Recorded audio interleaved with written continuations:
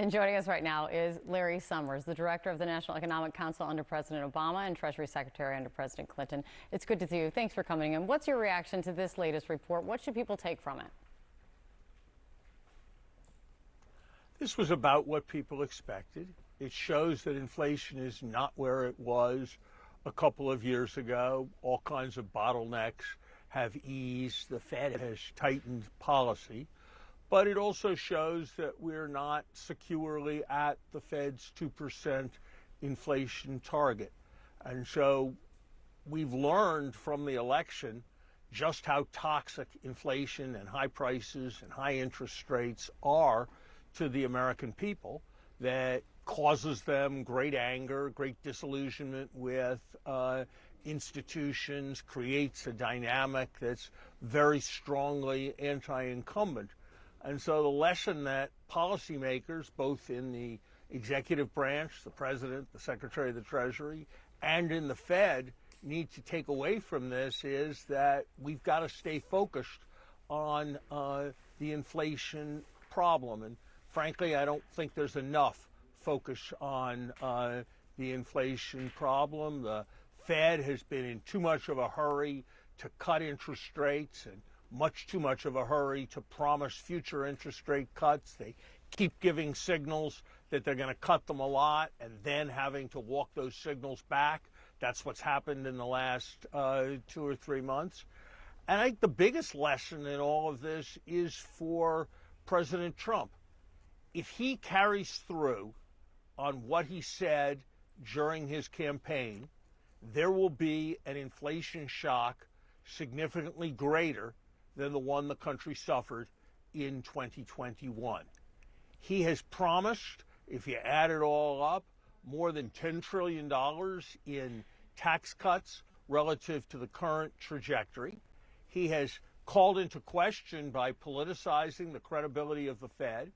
He said that the dollar needs to go down, not up, raising the price of every imported good. And much more importantly, on the supply side, he's called for pushing up all kinds of prices by putting an across-the-board tariff on, which will raise the price not just of imported goods, but of American goods that use imported goods as an input, also raise the price of goods that have to compete with imports. And look, I think every sensible American thinks we need to do more to secure our border. But if you're talking about deporting millions of people, that is an invitation to labor shortage and bottlenecks. So I hope that he will get the message from this election and adjust his program so that it is not inflationary. And I certainly hope that if his program is inflationary, it will not be accommodated by the Federal Reserve. When you talk about this inflation shock that could come from these policies, when what we saw during the campaign was he was not quiet about what he wanted to do. You listed out some of the things that he has promoted during the campaign in terms of the tariffs, tax cuts, mass deportation. When you add all of that together, then you also look at the side-by-side of this is what a lot of Americans voted for. This is what helped him get elected, at least in part. What do you think people are missing if you think it could be so damaging if it all was put into practice? I don't think people are professional economists. I don't think people trace through the impacts of policies like deportations or tariffs for the inflation rate.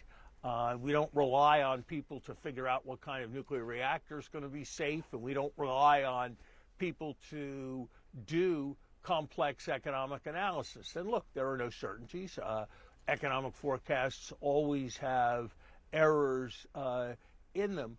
But I think there would be a very strong and very widespread view that if implemented, these policies are inflationary. Now, I think many people hope that these policies are being used as threats to get other countries to reduce their trade barriers, that they're being used to send signals with respect to immigration, and that it won't actually be these policies that will be implemented. We'll have to see.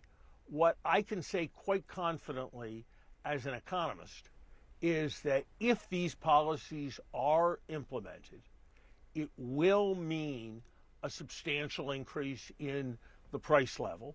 And substantial increases in the price level, we've seen how people react to those. You know, in many ways, we're seeing something we've seen before. The large checks that were sent out in 2021 were what people wanted. They just didn't want the consequences that came with it in terms of increased inflation.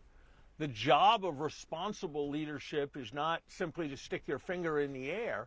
It's to think about what policies will be in the long-run interest of the country.